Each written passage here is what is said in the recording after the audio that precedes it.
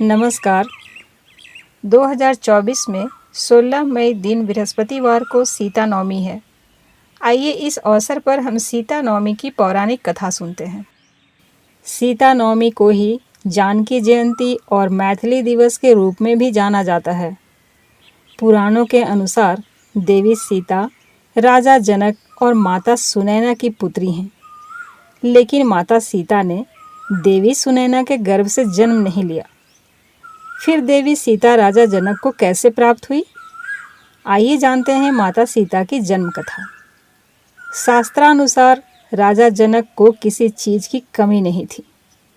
धन धान्य से जीवन परिपूर्ण था, लेकिन उनकी कोई संतान नहीं थी। इस कारण से राजा जनक काफी निराश रहा करते थे।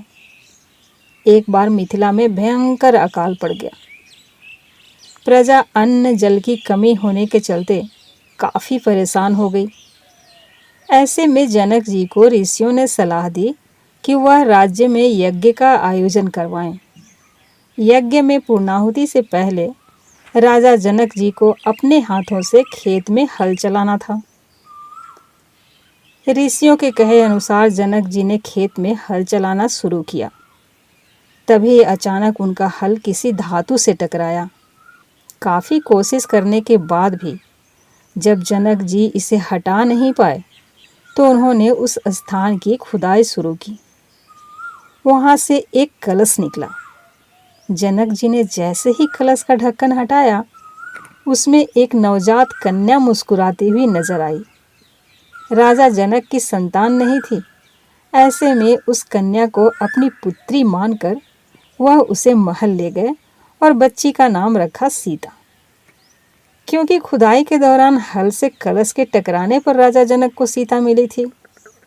हल के आगे की तरफ जो नुकीला भाग होता है उसे सीत कहते हैं। ऐसे में इनका नाम सीता पड़ा।